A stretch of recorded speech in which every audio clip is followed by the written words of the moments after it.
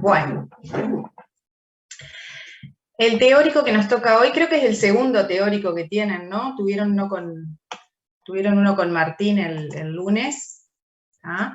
Y hoy nos toca cambios fisiológicos del embarazo. Ahí les puse una imagen que me gustó como para que se den cuenta cuál va a ser la importancia de todo esto y qué es lo que nos va a generar estos grandes cambios.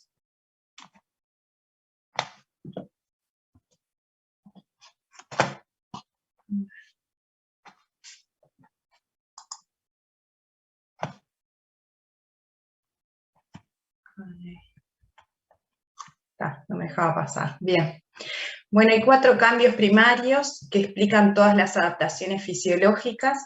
Son esos que dice ahí la diapo. Si ustedes logran recordar estos 4 puntos, van a poder entender todos los sucesos que se van a ir dando a lo largo del embarazo, ¿tá? Porque todos estos ítems, ¿tá?, son los que van a estar desarrollándose a lo largo del embarazo y generando todos los cambios dinámicos que va a tener este embarazo para la mujer, ¿tá? Son los cambios hormonales, el aumento del consumo de oxígeno, el aumento del tamaño del útero y la formación de la circulación placentaria, ¿tá? En cuanto a lo que son los cambios hormonales, va a haber un aumento de lo que es los niveles de progesterona, de estrógenos, de relaxina y de beta-HCG, ¿tá? Bueno, la gran responsable de la mayoría de todos los cambios fisiológicos que van a haber va a ser la progesterona, ¿tá?, que ahora van a ir viendo más adelante lo que va pasando, ¿tá? Después, en cuanto al consumo de oxígeno, hay un marcado aumento del consumo de oxígeno, ¿tá?, con el fin de satisfacer las necesidades maternas y útero placentarias, así como fetales, ¿no?, por todos los cambios que se van a ir generando. Después el aumento del tamaño del útero, con todo el efecto mecánico que va a producir, ¿tá?, y la formación de la circulación placentaria, la cual va a ser una circulación paralela a la circulación sistémica, y va a ser un sistema de baja resistencia y de alto flujo. También lo van a ir viendo. ¿Cuál es el objetivo de que todos estos cambios se produzcan? ¿Tá? O sea, el objetivo de los cambios fisiológicos del embarazo es nada más y nada menos que responder a todas las demandas metabólicas maternas, fetales y úteroplacentarias que exige la gestación, el parto y el puerperio, ¿tá? Porque esto no termina una vez que nace el bebé, esto sigue un tiempito más, ¿tá?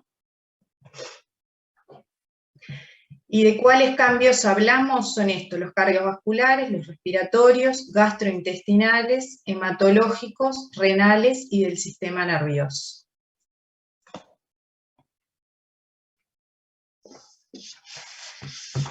Los cambios, ahora vamos a ir hablando a nivel de cada uno, de cada sector. Los cambios cardiovasculares a nivel del corazón, que va a haber un desplazamiento del corazón, de la silueta cardíaca, hacia arriba, adelante y a la izquierda, ¿tá? Va a aparecer en la embarazada el soplo sistólico funcional, ¿tá? Va a haber una hipertrofia ventricular izquierda de manera excéntrica. Van a aparecer también alteraciones de la conducción y alteraciones a nivel del electrocardiograma. Van a ver lo que son las extrasístoles ventriculares y auriculares, la taquicardia sinusal, son como los cambios más frecuentes en la embarazada. Va a aparecer una desviación del eje a izquierda, pueden ver ondas T planas y depresión transitoria del ST. El soplo sistólico funcional en realidad se atribuye a lo que es el aumento, el agrandamiento de la masa muscular y al aumento del volumen sanguíneo, ¿tá? y las arritmias son más atribuibles a lo que es el cambio hormonal, el efecto de las hormonas, además del aumento del tamaño del corazón y alteraciones del sistema autonómico.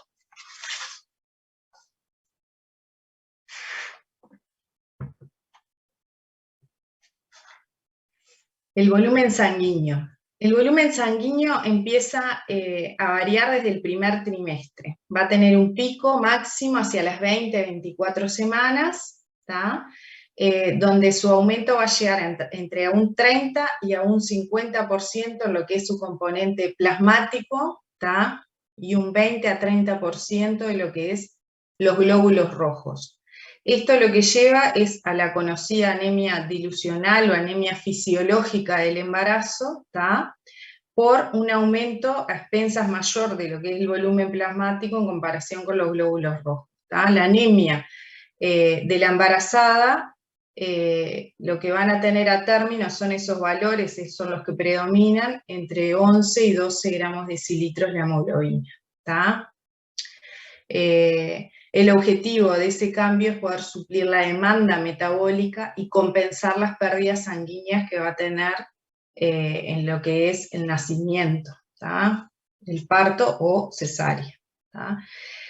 O sea, es un volumen sanguíneo es totalmente adaptativo para poder suplir la demanda, las necesidades metabólicas del feto y compensar esas pérdidas sanguíneas que va a tener la madre en el parto vaginal, que son aproximadamente unos 500 cc, y en la cesárea, que es el doble, unos 1000 cc. Todos estos cambios del volumen sanguíneo se van a ir normalizando recién hacia las 6 semanas posparto o nacimiento.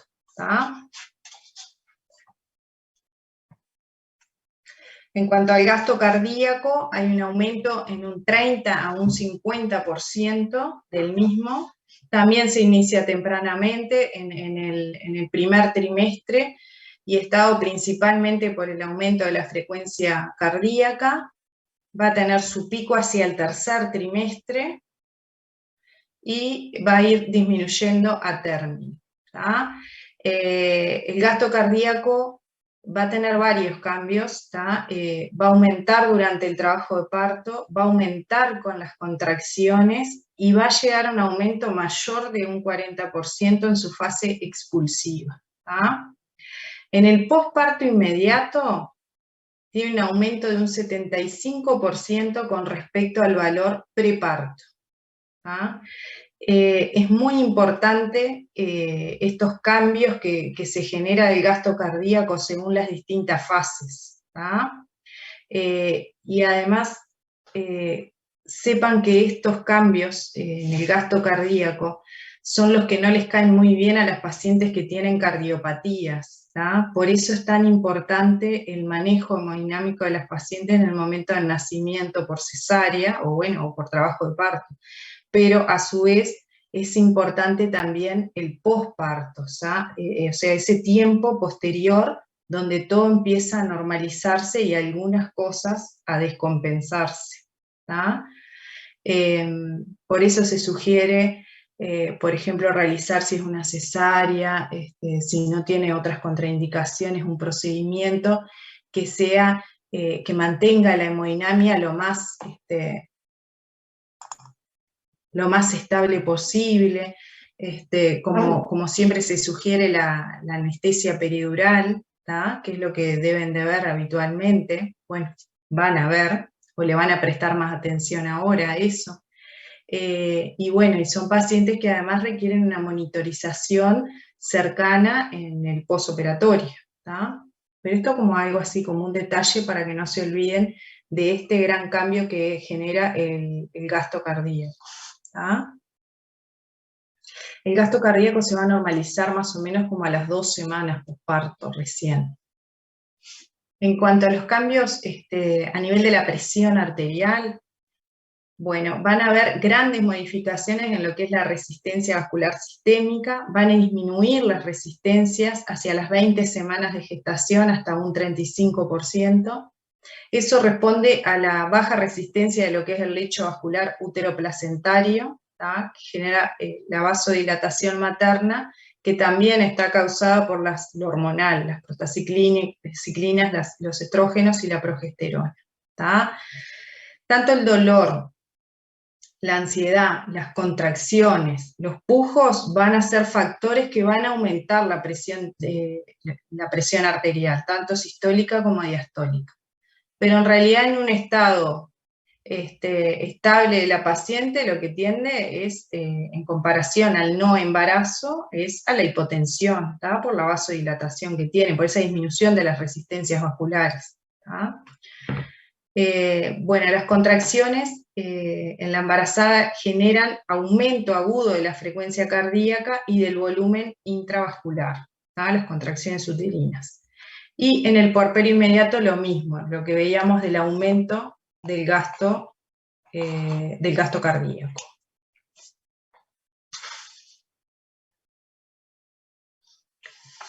Bueno, y acá pasamos un poco al efecto del útero grávido, ¿tá? Al efecto mecánico. Es un dibujito que nos muestra la primera imagen, sería, si observamos a la paciente en decúbito dorsal, ¿tá? Con su útero complaciente sobre la vena cava inferior y sobre la aorta, ¿tá? Y se compara con la imagen que ven hacia su derecha, que es si colocáramos una cuña del lado derecho de la madre, desviando ese útero hacia la izquierda. ¿Tá? La compresión aorta-cava es aproximadamente desde las 24 semanas. ¿Tá? Hay una compresión de la vena cava inferior, de la aorta, y hay dos mecanismos, ¿tá? Dos mecanismos compensatorios a todos los efectos que puede producir lo que es la compresión cava y aorta.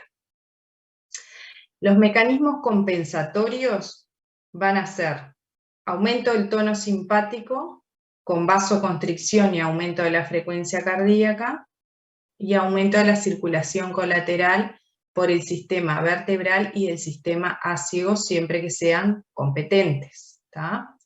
Y va a haber un número de pacientes, ¿tá? Un 15% más o menos, que no van a tener uno de estos mecanismos compensatorios, la mayoría de las veces es que no tienen aumento del tono simpático, ¿tá? Y lo que se va a presentar va a ser el síndrome de hipotensión supina. ¿Tá? ¿Cómo evitamos esto? Bueno, digo, aparte, entre otras cosas que hacemos habitualmente en la práctica, que es el volumen, los vasoconstrictores, es la colocación de la cuña. La colocación de la cuña, por lo menos, lo que hace es lateralizar el útero unos 15 grados, no genera que se desobstruya un poco la cava y la aorta. ¿Tá? Esa es la ayuda. Lo otro bueno, que leí por ahí, generalmente lo que se recomienda es poner la cuña derecha para que lateralice a izquierda, ¿tá?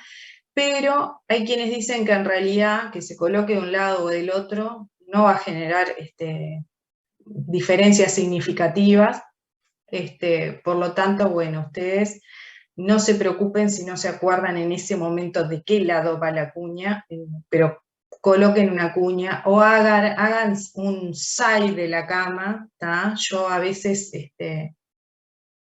cuando no tengo una cuña o unos campos a mano o nadie me da mucha corte, lateralizo la cama, le doy un poco de side y bueno, eso ayuda también. ¿Tá? O con la misma mano pueden ayudar a la mamá a correr el útero, a lateralizar el útero.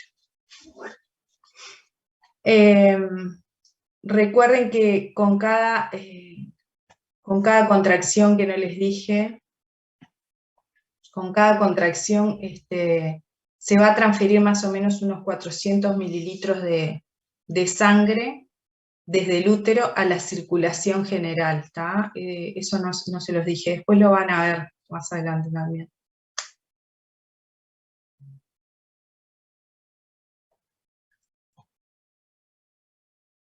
Bueno, y otras implicancias anestésicas que tienen lo que es la compresión aorto-cava son tanto la anestesia general como la anestesia regional van a bloquear esa respuesta simpática compensatoria, ¿tá? Bueno, acá estaba lo que les decía recién, ¿tá? Y lo otro, que es esa compresión aorto-cava, otro efecto que produce, ¿tá? Es que aumenta el calibre venoso de todo el sistema venoso del espacio peridural y lo que provoca es mayor riesgo de punción dural, punción vascular, intravascular y de colocación de catéter intravascular.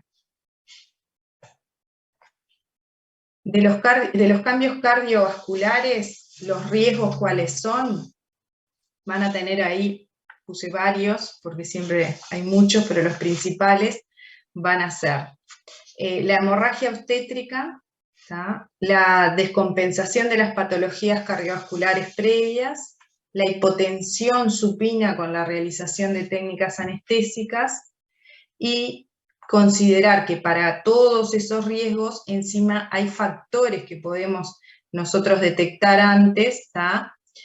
Simplemente con preguntas o mirando la historia clínica, el carné obstétrico, ¿tá? O viendo cómo se va dando la situación, pero unos de ellos son los fetos macrosómicos, ¿tá? Los gemelares, el polidramnios, la cesárea de coordinación, las cirugías que no son obstétricas, de causa obstétrica, y las pacientes diabéticas, ¿tá? En cuanto a la hemorragia obstétrica, que después van a tener un teórico sobre esto, solo decirles que hoy dijimos que las pérdidas en el parto vaginal eran de aproximadamente 500 cc y en la cesárea de 1000 cc. Bueno, todo lo que sobrepase esos valores, estamos hablando de hemorragia obstétrica, ¿tá? Y sepan que la hemorragia obstétrica es la primer causa de muerte materna y de NIAR-MIS. ¿Escucharon el término NIAR-MIS? ¿Saben lo que es?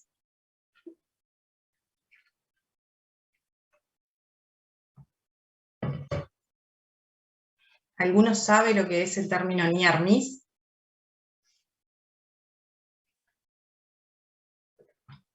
Bueno, el término NIAR-MIS lo que nos habla son de eventos de morbilidad extrema, de morbilidad, no mortalidad, ¿tá? Eventos de morbilidad materna extrema, ¿tá? Y uno de ellos, el principal, es la hemorragia materna obstétrica, ¿tá? Son aquellos eventos que se produjeron, ¿tá? En la madre embarazada, ¿tá? Que casi le causaron la muerte, ¿tá? Que casi, no le causaron la muerte, pero que estuvo a punto de morir por, ¿tá? El principal es la hemorragia materna obstétrica. Después están, de los estados hipertensivos del embarazo, va a estar la preeclampsia con elemento de severidad y la eclampsia, que es la máxima expresión de gravedad de la preeclampsia, ¿tá? La eclampsia es el estado neurológico que genera una convulsión, ¿tá? Después está la sepsis y la rotura uterina, ¿tá? Esos son eventos de NIAR-MIS que podrían haber provocado en una embarazada, son los que habitualmente, los eventos de mayor morbilidad, ¿tá? Y contra los que hay que trabajar siempre. Se va a hablar de diagnosticar, de buscar el riesgo, de evaluar el riesgo, de tratar de evitarlo, ¿tá? De generar profilaxis de tratamientos y tener los tratamientos listos para poder instaurarlos en el momento necesario, ¿tá? Bueno, después, en cuanto a los de las descompensaciones de las patologías cardiovasculares, ya lo dijimos, ¿tá? Y bueno, evitar la hipotensión también lo dijimos, la cuña, el volumen, los vasoconstrictores, ¿tá? Y sepan que la presión arterial materna va a ser el principal determinante del bienestar fetal, ¿tá? O sea, si la presión arterial materna está dentro de rangos normales, está bien el bebé, vamos a decir, ¿no? hablando entre nosotros.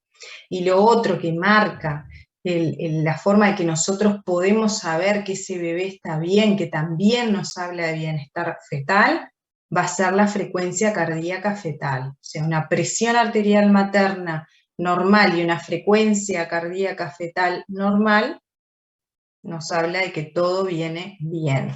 ¿Está? Bueno, en cuanto a los cambios respiratorios, hay cambios anatómicos y funcionales. Son pacientes que tienen, sus cambios anatómicos van a ser 8 a 10 veces mayor riesgo de vía aérea difícil. ¿Tá?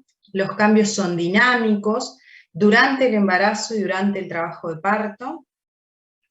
Tienen una mucosa que es más friable, ¿tá? Y se encuentra edematizada, tienen mayor congestión nasal, con cambios en lo que es la voz, ¿tá? Por el edema, mucho más en esas pacientes que tienen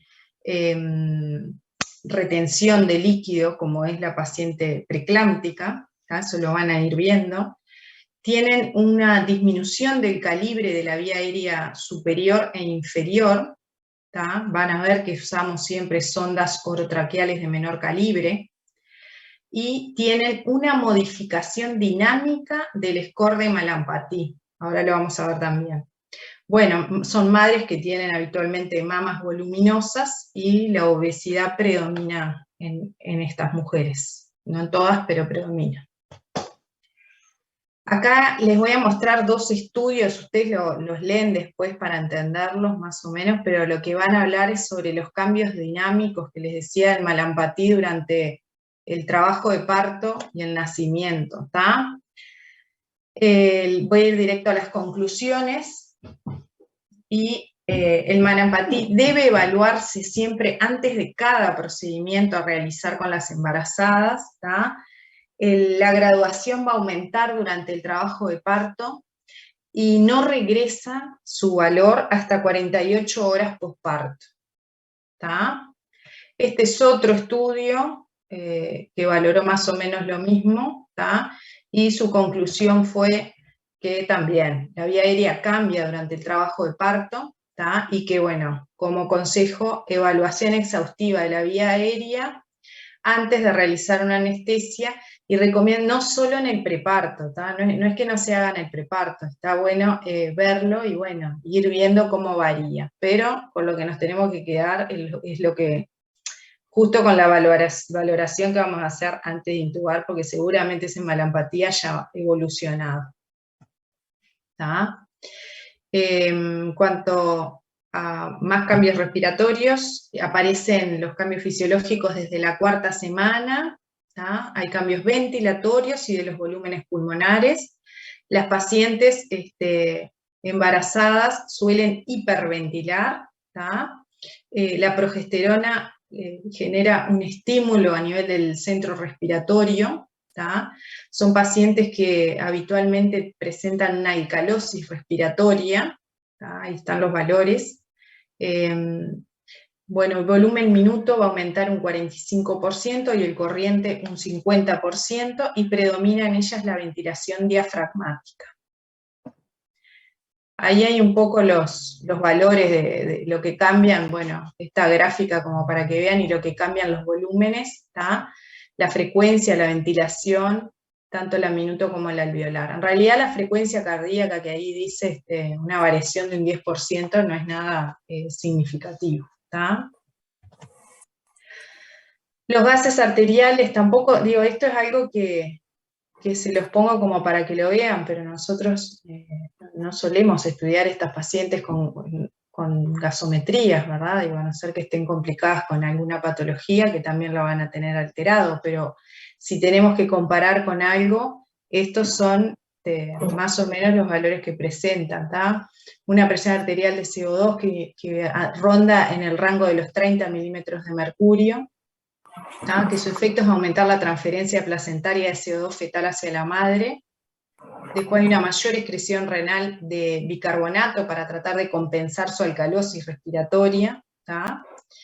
Y bueno, abajo de todo que dice que con la contracción uterina hay una hiperventilación con producción de aumento de la alcalosis metabólica, ¿tá?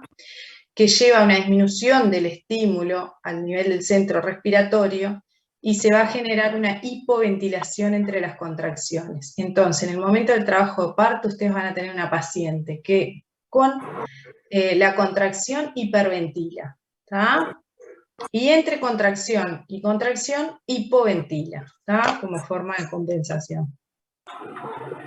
Bueno, esto es un poco de la alcalosis y la curva de afinidad o la hemoglobina por el oxígeno, ¿tá? Y bueno, vamos a lo que es los cambios gastrointestinales. A nivel de los cambios que se presentan gastrointestinales, hay una disminución del tono y de la motilidad gástrica que está dado principalmente por los cambios hormonales, ¿tá? La progesterona y la gastrina que aparece durante todo el embarazo, pero aumentan durante el trabajo de parto, ¿tá? El dolor que va a provocar las contracciones, ¿tá? Genera un aumento del volumen gástrico, ya que se favorece la disminución, del pH gástrico, pero además se retrasa el vaciamiento gástrico, ¿tá? Después sepan que, consideren que el esfínter esofágico inferior tiene una incompetencia secundaria, ¿tá? Que es por modificación del ángulo esofágico, que lo que genera es lo mecánico del útero, ¿tá? Y bueno, son pacientes que tienen mayor incidencia de reflujo gastroesofágico, ¿tá?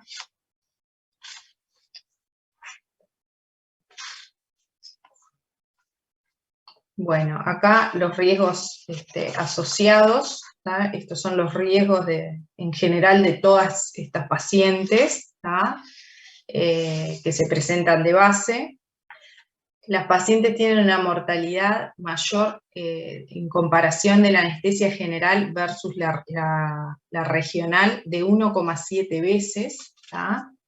Les cuento que hace no mucho tiempo, ¿tá? Hace unos años, no les sé decir con exactitud, pero capaz que 4 o 5 años, o no sé, o me quedé en el tiempo, el riesgo era 16 veces más, casi 17 veces más, si comparabas la mortalidad de anestesia general versus regional en la embarazada, ¿tá? Ahí abajo está qué es lo que llegó a disminuir, ¿no? En realidad fue la aparición de los algoritmos, ¿tá? De los dispositivos de segunda generación, de la monitorización adecuada, las pautas de ayuno, ¿tá? La premedicación, la intubación exigente en cuanto a hacer técnicas en secuencia rápida con CELIC, ¿tá? Y bueno, y a la mejor preparación del personal de salud como en eventos de simulación. Todo eso es lo que ha logrado disminuir el riesgo, ¿tá? De la general versus regional de 17 veces a 1,7 veces, un montón. Bueno, otro riesgo asociado es que, bueno, la mayoría son pacientes con vía aérea difícil, ¿tá? Y bueno, y con riesgo de regurgitación y aspiración. De las pautas de ayuno, no se olviden que en realidad a las pacientes cuando entran en contacto con nosotros, siempre les permitimos tomar líquidos, ¿está? Eso favorece el vaciamiento también gástrico, ¿está? El que no tengan esa retención ácida de líquidos. O sea, permitan que las embarazadas, no lo favorezcan, no lo estimulen, pero permitan que tomen líquidos en el trabajo de parto, ¿tá? Con analgesia. Y en caso de que sea una coordinación o bueno, una urgencia que podamos esperar los tiempos del ayuno, también si son pacientes que no tienen riesgos mayores de aspiración, ¿no? O sea que no se sumen la sumatoria de cosas, permitan la toma de líquidos claros hasta 2 horas antes y indiquen un ayuno que vaya entre las 6 horas o las 8 horas, dependiendo de la situación, ¿tá? No se olviden también de la medicación, que tenemos que usar para disminuir el riesgo de regurgitación y de aspiración, que son la ranitidina y la metoclopramida, ¿tá? Y cuando consideren esos fármacos, traten de ver bien las dosis, en qué momentos los utilizamos, ¿tá? Cuál es el mecanismo de acción, cuándo es el inicio de acción, cuánto tiempo dura su efecto, ¿tá? Para entender un poco por qué los utilizamos antes de una coordinación de urgencia, por qué motivo utilizamos esos fármacos, ¿tá? Háganse una tablita o créense, les recomiendo, un tema aparte que sea sobre fármacos que usamos en la embarazada, porque les va a venir muy bien. En cuanto a los riesgos asociados para estas embarazadas, bueno, a modo de resumen, porque ya lo fuimos viendo también, siempre el adecuado chequeo del carro y de los materiales, ¿tá? Consideren siempre la paciente como estómago ocupado, ¿tá? La premedicación, que era lo que les decía recién, el correcto posicionamiento, así sea una paciente que vaya a ser coordinada para una cesárea, que sea con una anestesia regional, siempre posicionen bien a la paciente desde el inicio, porque toda regional se puede convertir en una general, ¿tá? Y después no hay tiempos para poder acomodar a esa paciente, ¿tá? Y ya saben que arrancan con elementos de vía aérea dificultosa, ¿tá? Dados anatómicamente por la paciente, ¿tá? Pero oxigenen a la paciente correctamente, ¿tá? Hagan una intubación en secuencia rápida con CELIC, siempre que tengan un ayudante al lado, ¿tá? Y bueno, y consideren las drogas que van a utilizar, ¿tá? En cuanto a los cambios hematológicos, bueno, la anemia fisiológica dilucional que hablamos al principio, ¿tá? Las plaquetas que generalmente van a ser de valor normal abajo, ¿tá? Cuando hay plaquetopenia o trombocitopenia, como quieran llamarlo, la más habitual es la de tipo gestacional, ¿tá? Que va a revertir después del nacimiento, ¿tá? Y el estado habitual de la paciente va a ser el estado de hipercoagulabilidad con disminución de la fibrinolisis, ¿tá? Esto es como el cartel desde el punto de vista hematológico, es el cartel de la paciente embarazada, ¿tá? Hipercoagulabilidad y disminución de fibrinolisis, ¿tá? ¿Por qué? Bueno, esto va a ser protector frente a una hemorragia posparto, ¿tá? En parte. Y bueno, y también puede ser un factor de riesgo de evento tromboembólico a nivel del puerperio, ¿tá? Entonces son como, si bien ayudan para una cosa, para otra no son muy buenos. Y también se presenta un aumento del tiempo de protrombina y del KPTT que no son significativos. El fibrinógeno a término mayor a 400 miligramos, es como el valor más o menos esperable, y en aquellas pacientes que tienen un valor de 200, menor a 200 miligramos, bueno, eso tiene valor predictivo positivo, ¿tá? Con riesgo de hemorragia materna obstétrica, un valor de más o menos un 100%, o sea, importante, ¿tá? Pueden verlo eso también. En cuanto a la colinesterasa sérica, las pacientes tienen disminución de los valores de la colinesterasa, ¿tá? Y de la actividad de la colinesterasa en un 20%, pero clínicamente no es significativo para la succinilcolina, ¿tá? O sea, la usamos con tranquilidad y no hay que disminuir las dosis, ¿tá? Después, bueno, la hipoalbuminemia dilucional que se presenta también en estas pacientes, ¿tá? Con un aumento de la fracción libre, que provoca un aumento de la fracción libre de las drogas anestésicas, ¿tá? Que bueno, ¿tá? Es clínicamente significativo. lo otro no importa. Después de los riesgos,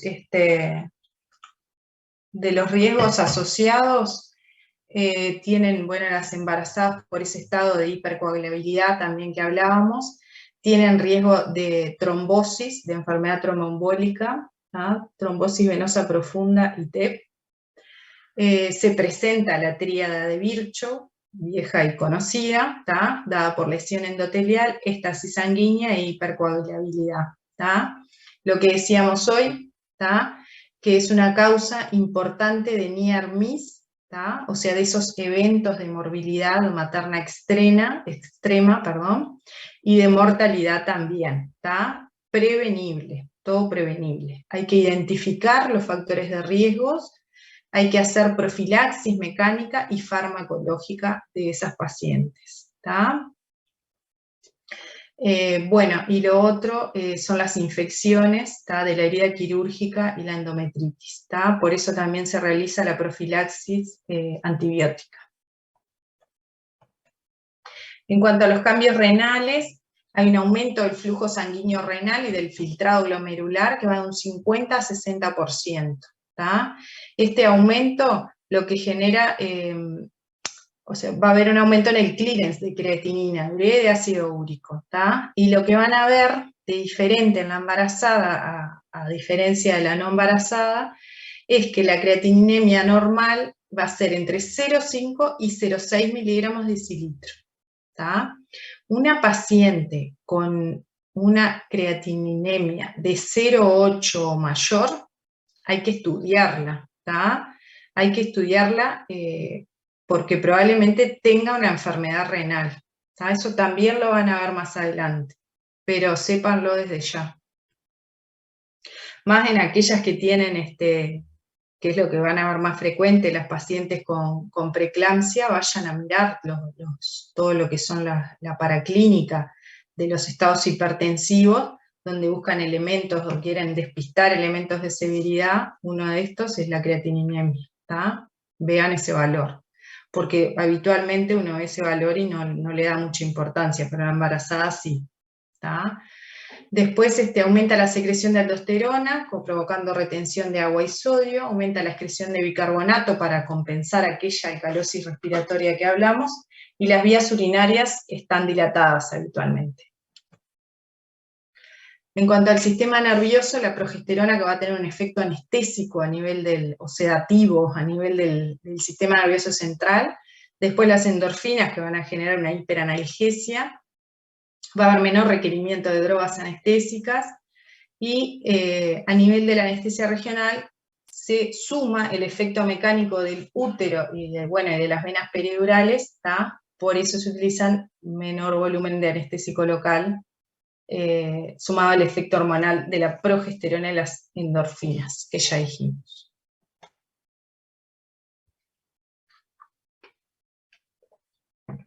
Acá un poco de los cambios que interfieren en la anestesia regional. En la embarazada es muy importante la posicionar bien a la paciente, y bueno, y se recomienda siempre reperar adecuadamente lo que es la línea media, Van a escuchar la línea de Tuffier, pero para la embarazada en realidad la línea de Tuffier es un engaño, pero bueno, arranco diciéndoles esto y después lo vamos viendo. Reperar la línea media y de Tuffier. Hay edema, aumento de peso, la acentuación de la lordosis lumbar. Todo eso disminuye los espacios intervertebrales, además del dolor y de la dificultad en la posición de la paciente. Esos son los cambios fisiológicos y anatómicos que tenemos en la embarazada. La punción, bueno, vamos a sentir reblandecimiento de los ligamentos, todo dado por el efecto hormonal. Va a ser los procedimientos regionales de la embarazada, cuando ustedes pueden palpar o sentir bien dónde van funcionando, van a ver que es diferente a una paciente no embarazada o a un hombre también. Hay dificultad para identificar la resistencia y todo eso genera punción dural accidental, que creo que uno de ustedes ya ya la tuvo. El espacio epidural es más profundo, ¿tá?, que en las no embarazadas, y el diámetro es más pequeño, ¿tá? Entonces esto también genera mayor riesgo de punción dural, ¿tá? Después, la congestión de las venas epidurales, ¿tá?, provoca lo que es la canulación venosa accidental, ¿tá?, y a su vez disminución del espacio peridural con desplazamiento ascendente del anestésico local, bueno, sí, hacia el líquido cefalorraquídeo, explicando menores requerimientos. Lo de la línea de Tuffier que les decía, la línea de Tuffier se topografían desde las crestas, ¿tá?, y sería la altura del E3, L4. ¿Tá? En el 50% de los casos de las embarazadas se repera en forma errónea, ¿tá?, y principalmente en las preclámpticas y obesas, ¿tá? Mayoritariamente cuando nosotros topografiamos la línea de Tuffier y creemos que estamos en L3, L4, en realidad estamos en L2, L3, ¿tá? O sea, siempre un espacio más cefálico, más hacia arriba, ¿tá? La distancia, después en cuanto a la distancia de la piel al peridural, el promedio a nivel general es 4,9 centímetros, ¿tá? Yo les recomiendo que cuando inserten la aguja peridural no lo hagan más allá de 3 centímetros, ¿tá? Hemos encontrado el espacio peridural a 3,5 centímetros, ¿tá? O sea, siempre hay un rango de pacientes que se sale al promedio, ¿tá?, en menos y en más, ¿tá? No entren tan tranquilamente con la aguja peridural, esos 3 centímetros o un poquito más, guarda. Yo, personalmente, entro 2 centímetros y arranco a buscar el espacio peridural.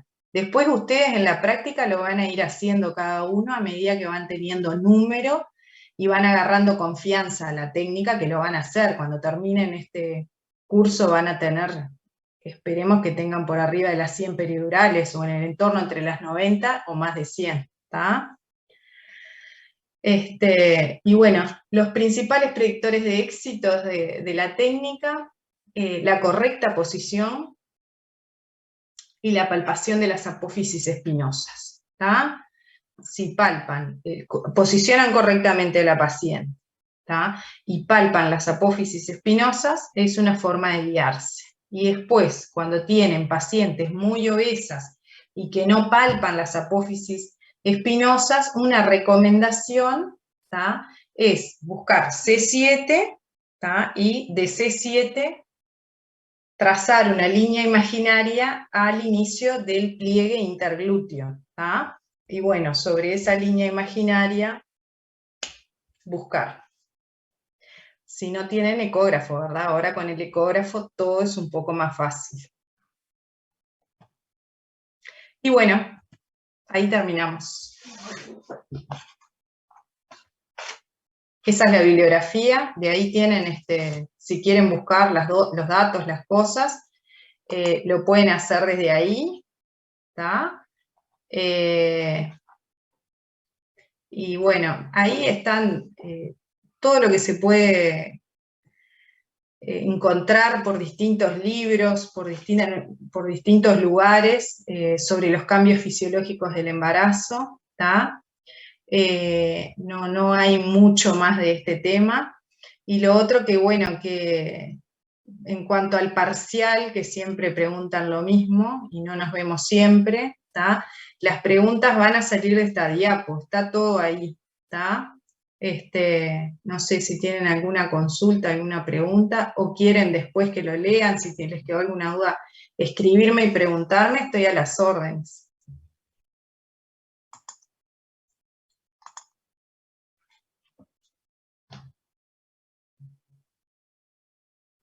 ¿Quedó claro? Bueno, gracias. Sí. Claro, gracias. Es un poco denso, gracias. yo sé, pero bueno, es lo que hay. ¿Está? Bueno, suerte. Gracias. Gracias. Luego. Nos vemos, Chao. que pasen bien. Chao.